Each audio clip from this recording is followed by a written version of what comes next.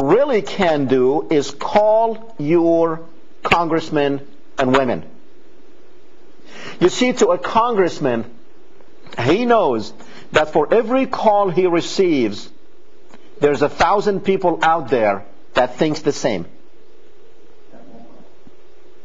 But they will not call, or write, or fax. So when you call, you are getting the credit for 1,000 people. So if 100 of you call, we have 100,000 people in the congressman's mind that in his district there is 100,000 people who think that way. So I think this is an incentive for you to go out there and call your congressman and tell them what you want. Now, to tell you the truth, as far as the war, I don't know what we can do. I mean, you know, it's like we're damned if we stay there and we're damned if we come back. Now, I really think my personal opinion, and I've been saying this for a long, long time from the beginning, to support our troops by bringing them back. If you would have got off your couch from the beginning, instead of watching CNN, NBC, CBS, ABC, MSNBC, all these jerks out there who do nothing but lie to you. If you would have got off your couch and went on the internet to see the truth, and then once you found out the truth, because you have to admit, ladies and gentlemen, if you have been watching this show, you know that everything we have told you here turned out to be true. We told you we are messing up in Iraq. We told you we're not doing good. But no, Rumsfeld and the president was saying we're doing good in Iraq. We're advancing. And then 2 days before Rumsfeld resigns, he says, we're not doing good. We need to do something else. I don't know what that something else is, but we need to do something else. And we need to leave our options open, so in case if there's something else that I don't know what it is, in case if we do it and it doesn't work, then we can go back and do something else. Is this a way to run a country? Is this a way to run 300 million people? Is this a way? Is this why we lost 3,000 people in Iraq and about 2,000 in Afghanistan? That's of course the official numbers. The actual numbers are a lot higher than that. What have you done? Probably some of you still out there thinking that we are doing good. Well, tell me what it is if we are doing good, because I'd like to know it. And if you have been watching this show, we told you from the beginning that we are messing up in Iraq, and definitely we messed up when we destroyed Iraq. Definitely we messed up. Now some of you are going to say, oh, you think so Saddam was a good man? To hell if I care if he was a good man or if he was a bad man. But you know what? I'm not going to go and kill 650,000 people because of a bad man. I will go and take out that bad man if I think he's bad. That's what I would have done. Not go destroy a country, kill 650,000 people, 3,000 of our people that we are letting out. What have you done? You do know that we are in a democracy, and in a democracy, you, the citizen, not the government, the citizen is responsible for what happened. Are you responsible for what happened? Do you feel responsible for what happened, for what have we done in Iraq and Afghanistan? Because I tell you what, Iraq, like I explained this before, Saddam was our guy. He helped us. Saddam was the enemy of Iran, so we go and destroy the enemy of Iran, and we say, oh, you bad enemy. We're saying that Iran is our enemy, but yet we go and destroy its enemy, who was our friend. Now you tell me that math, because you know what? I can't figure that out.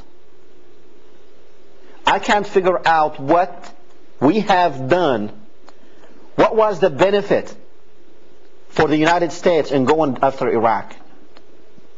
I have been begging people out there who still think that George Bush is doing a good thing and the government of George Bush has done a good thing in Iraq and has done a good thing for us. I want you to call me and tell me what that good thing is. Because I have not seen what that good thing is. So if you know, please set me straight. My opinion was always that we have went there not for oil, but we have went there to destroy Iraq for Israel, so Israel can become a superpower in the region. Now I want you to think about that. We're going to take a quick break, and when we come back we will continue with this. I want you to think tonight. See you in a little bit.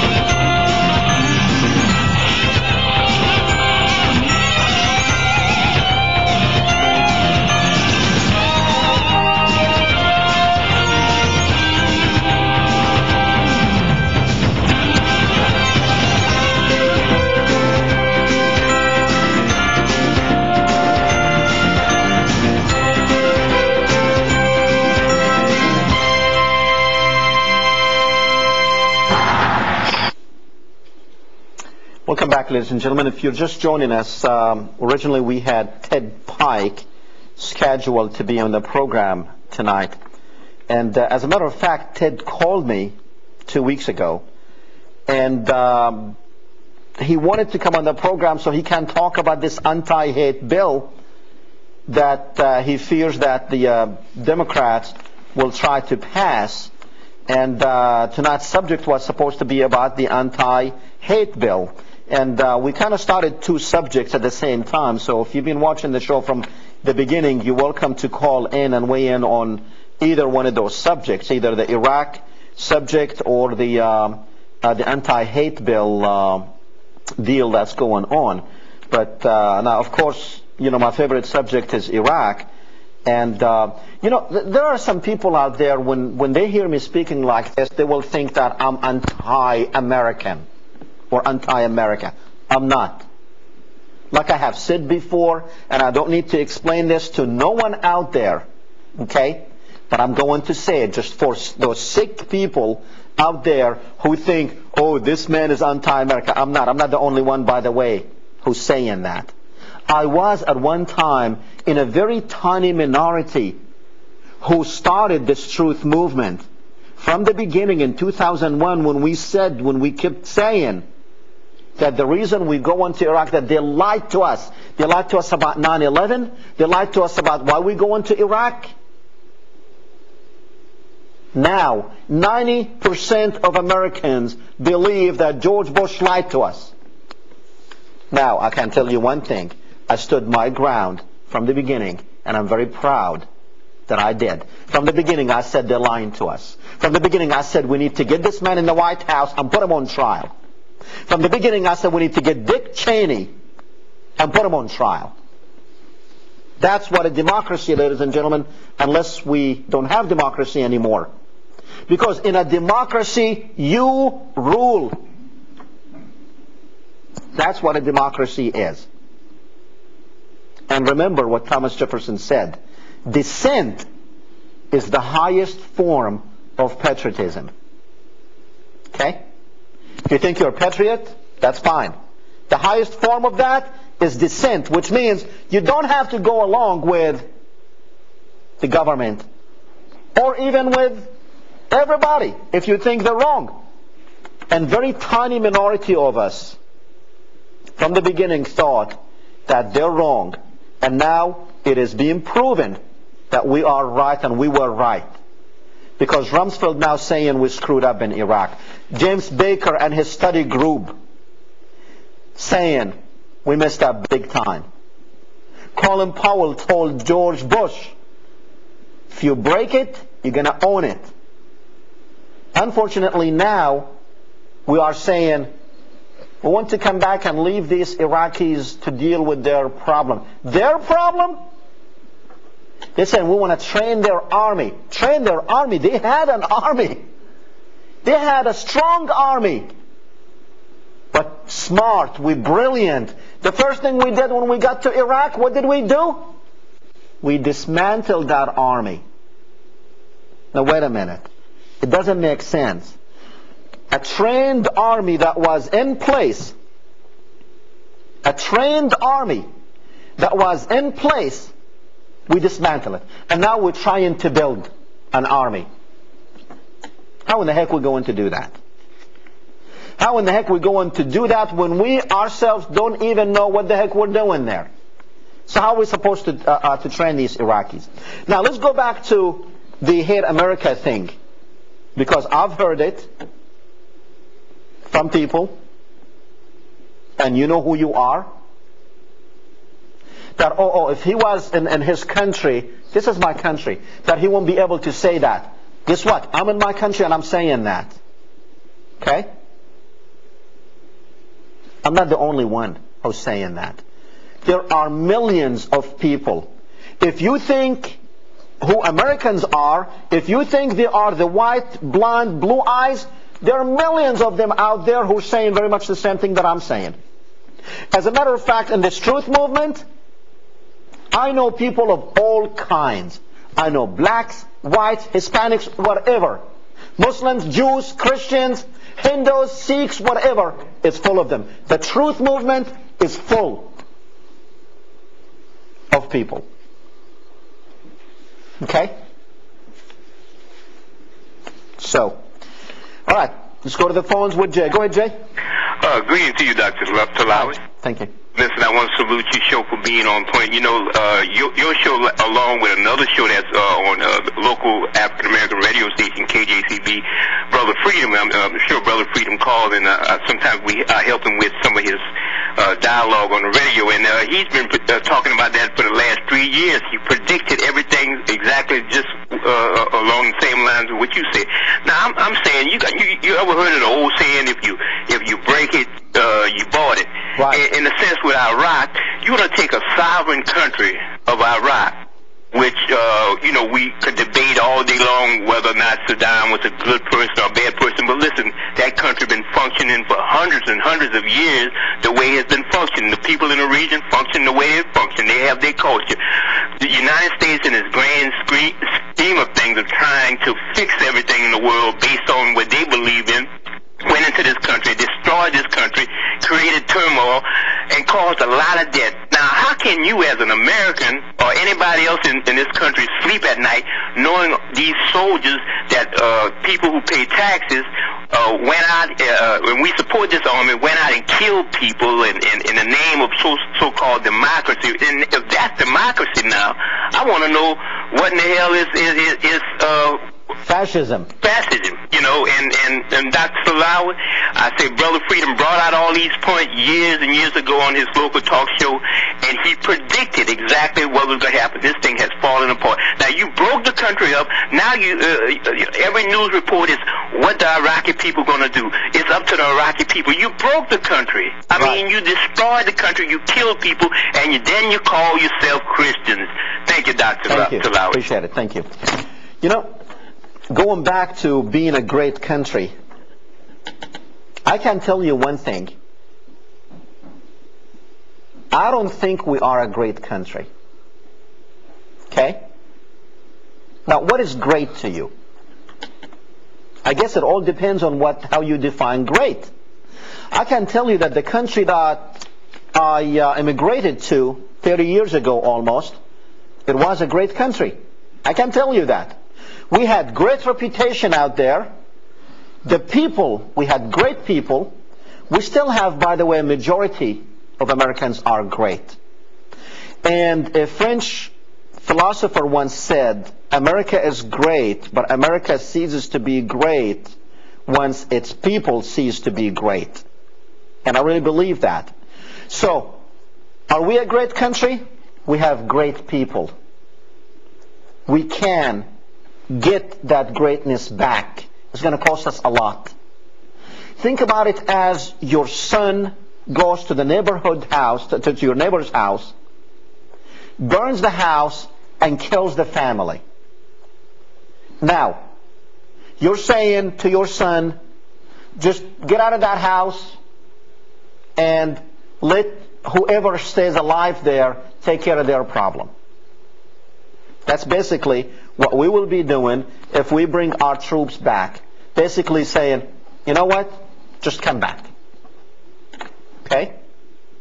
Now, we are great people. Whatever religion you believe in, America itself, the spirit of America, is a great spirit. No country in the world has the same spirit as the United States of America. Do I love this country? Yes, I do. I love the country. I do not love the government. And I don't have to love the government. And I don't have to like the government. And as a matter of fact, I despise this government. Because if they're stupid, they don't need to be in office. If they're stupid, then we are stupid for electing those people up there. Okay? Now, I did not elect any of these people. I tried to get everyone out there in Washington out. Because they're nothing but jerks. That's what they are. They took us to a damn war, killed 650,000 people. When we talk about dead people, ladies and gentlemen, we say numbers. But those people have mothers, they have fathers, they have husbands, they have wives. They're real people that we have killed. Those are real children that you saw in the first hour being born in Afghanistan and in Iraq. Deformed children. People in Iraq and Afghanistan, they don't ask, is it a boy or a girl? They ask, is it normal? That's the question that they ask now. Is the baby normal? Think about this, all of you pregnant women out there. If you are one of those Iraqi women out there, or Afghani women, or Palestinian women, or Lebanese women, when we have allowed Israel and gave them depleted uranium weapons to kill Palestinians and destroy Palestinian homes, and we used it in Afghanistan and Iraq, think about that. How many children are left in Iraq, orphans with no mother or father? How many wives we left out there without husbands? If you want to think about people, dead people, that's how you think about them. You think about individuals, a human being, not a number. Because of what we have done, over 200 people a day are being murdered in Iraq. And we are responsible for that. Not just our army there, not just 150,000 that we have up there. We as individuals, because in a democracy, citizens rule. You decide. You are responsible for what's going on in Iraq. Do I feel ashamed? Yes, I do feel ashamed. And until we do that, we cannot solve anything. We did not do a pretty thing in Iraq. We have made these people's life miserable for generations to come. And I want you to tell me for what. We ourselves saying Iraq did not have weapons of mass destruction. We ourselves saying that Saddam was not a threat to us. We ourselves saying Saddam had no links to 9/11. So what the heck did we go and attack Iraq for? I'm saying I have Jack online too, but I don't have anyone online, so So Jack, I guess we lost you. Call back.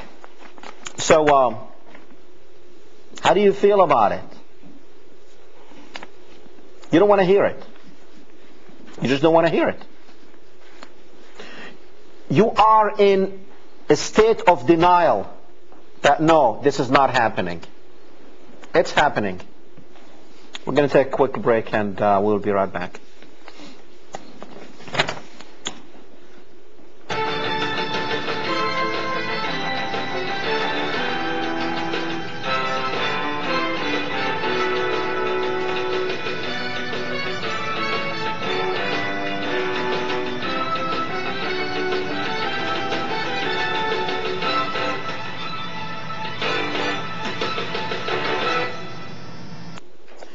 Welcome back, ladies and gentlemen.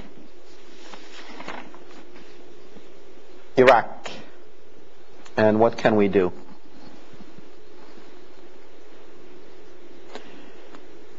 How can we get out of Iraq? You know, I just told you a while ago, it's like your son goes to your neighbor's house, burns it, and kills a few of the people there. And then we say, okay, what do? Do we keep him there to fix up the house and face up for his crimes? Because I can tell you one thing. If this thing, ladies and gentlemen, if it goes to, and it's going to, if it goes to the Hague Court, the International Court of Justice at the Hague, then we will be looking at a lot of hate crimes. As a matter of fact, crimes against humanity, charges of crimes against humanity being leveled at our leaders here and over there. Every soldier is responsible. I understand they are taking orders, but these people that are given orders and committing these, they are committing crimes. They are committing crimes. Let's go with Richard on one. Go, Richard. Hello, Mr. Tillawi. Yes, sir. I know why we invaded Iraq. Tell me. Because Saddam wanted to go with the euro instead of the dollar. We have to keep the dollar up. Once he did that, the dollar, because the dollar isn't based on gold, it's based on oil. All the countries buy their oil in American dollars. Yeah. It keeps the dollar up. Yeah, but Richard, let me tell you something.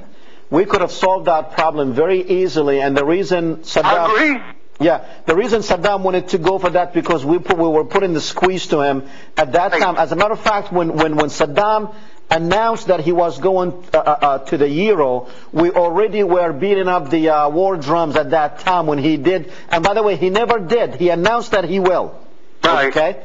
But he did that few months before we went to war against him. He knew we already, I think that was like one of his ways of saying, okay, how can I fight America? Right. They're coming over here. So he said, okay, well, let's threaten them with the dollar. Maybe they will back off, but they did not back off. Thank you for your call. Appreciate it. Thanks. Oh, I'm sorry. Didn't mean it. Richard, call back. I was too quick. Hey, I guess happy trigger. Go ahead and call back. Okay. Well, you know what? You know, the euro is a big thing. Yeah, you know, Saddam was going to go with the euro, but he was not going to go with the euro before we said we come in to get you. And we could have, even if he did, we could have solved that problem very, very easily by lifting the siege. Remember the embargo that we had on Saddam, on Iraq, before the war for 12 years, ladies and gentlemen? Nothing. We had an embargo. What is an embargo? An embargo is when we had surrounded Iraq, no-fly zones. Remember the two no-fly zones, the North-fly zone and the South no-fly zones, and we were bombing the heck out of the Iraqis even when Clinton was in power? You remember those days? Well, that's an embargo. That's an economic siege, an economic embargo. Iraq was not allowed to import anything that could be considered as, that could be used for military purposes, even electronics, motors. It doesn't matter. Iraq could not import spare parts. Iraq could not import anything Basically, food and medicine. And even with that, Iraq was not even able to feed their own children because, ladies and gentlemen, 500,000, that is 500,000 children died in Iraq during these 12 years before we went and invaded Iraq due to malnutrition and lack of medicine, because they could not find the medicine and get the medicine to give their children, so people died. Okay? And as a matter of fact, our Secretary of State at that time, Madeleine Albright, when they questioned her about this, look, 500,000 children dead because of the embargo. Is it worth it? Is the price worth it? She said, yes, the price is worth it. I don't know what it was worth it for. I have no idea. Because Saddam Hussein was not a threat to us. Never was. Never ever was. You want to tell me he invaded Kuwait? Hey, we knew it and we told him. We set him up. We set him up. We talked about Kuwait, so we're not going to go and deal with Kuwait. We set him up to go into Kuwait. Yes. Could we have solved the problem with 9/11? Yes, we could have. After 9/11, ladies and gentlemen, we had a decision to make. Number one, until now, we do not know who committed 9/11. Don't tell me the Arabs, don't tell me the Muslims. We don't know. Because until now, there was no official independent investigation. Now, just to set up the stage for what we will talk about very soon, is the new thing that came out a couple of weeks ago. There was a Mossad agent in New Jersey. He was collecting English ivies from a Jewish cemetery in October of 2000. If you do the math, that is 11 months before September 11 took place. While he was doing this, he heard people talking. He could hear the people, but they were below him, like 12 feet below him or something, so they could not see him, but he can hear them. They were speaking in Hebrew. And while these two gentlemen were there, a car stopped by, and another gentleman he was sitting in the back seat, he came out and started talking to these two other gentlemen. And from the conversation, ladies and gentlemen, this was 11 months before September 11. These people were speaking in Hebrew. It was a Jewish cemetery. And the guy who said he heard this story was a Mossad agent prior, Mossad agent, and he served in the Israeli military. And the conversation went like this, that the Americans will know what terrorism is come September of next year. Speaking of September of 2011. And he also said that the Arabs are so stupid because they'll never figure this out. Now, this is something that I have said a long time ago, that even if it's proven that these 19 hijackers actually were Arabs, even if it was proven, it is not hard to find 19 people who will go and commit something thinking that they are doing it for a purpose that they believe in, but actually that whole thing will be a false flag operation for somebody else, which is the Israelis. Now, you know, and we have talked about this so many times on this program, we know that September 11, the buildings falling, they did not fall because two planes hit them. We only have 4 minutes left. I'm not going to spend that time talking about this, but we will explore this further, because this actually goes with the theory that we have been saying for a long time, that Israel had something to do with this. Can't you put, it's a puzzle, but it's coming together, by the way. We destroy Iraq for Israel. Israel wanted Iraq destroyed. They have it on paper since 1982. They have explained what they need to do. But they could not do it themselves, so they needed somebody with a bigger stick to do it. And who that somebody is? The United States. They control us politically. They control us through the media. They control our Congress through AIPAC. And then they set up something like this. We're going to explore this more. I'm going with Mike on one. Go ahead, Mike. Marco. Mark, go ahead. Hey. Have you only got a minute? We got a couple of minutes. Go ahead. Okay, I just wanted to make a quick comment since you're on this topic. You can already see in the news and in the media now who is going to take the blame for this disaster in Iraq. It is America and it is the Christian world. Okay? All of the Christians who have been supporting this disaster and this horrible, evil thing that has been taking place over there, you fell for it. You were set up for this. You were the ones who were cheering for this war to go against not just the Iraqis, but all the Muslims. And now we have been isolated, we are alienated, and the whole world hates us. And if you think for a second, now that some of you are starting to wake up to this, you Christians out there, and I include myself in this, if you think that just because you may be waking up to this now, that somehow that we're going to be able to rescue Christianity's image from this, you can forget it. Because Christianity is going to be blamed for this. Christians are going to be blamed for it. The entire Western world, although America is going to get the brunt of the blame. But we fell for the trap. People who have been our enemies for the last 2,000 years set us up for this, and we fell for it, and we have nobody to blame for this but ourselves. Okay. Thank you, Marco. Thank you. Thank you. Okay. Now, I don't know about the 2,000 years, but I can tell you the last 100 years. This whole thing was set up by Zionists, and Zionists are Jews. But I am not saying that this thing was set up by the Jews. Definitely the majority of those who set it up were Jews. So I have no idea what I'm saying, right?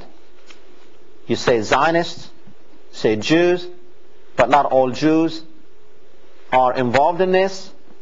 You figure that out. That is the $10 million question that probably we need to figure out and figure out soon. So I guess I'll let you figure that out until next Thursday. We're going to explore that story I told you about more. We're going to show you some documents to support it and to see if it holds water. Just think about it. Think about what we're doing. Now go and do good. Do the right thing. Good night. I'm Rose Hoffman Cormier, Health Information Center Coordinator of the Women's Foundation.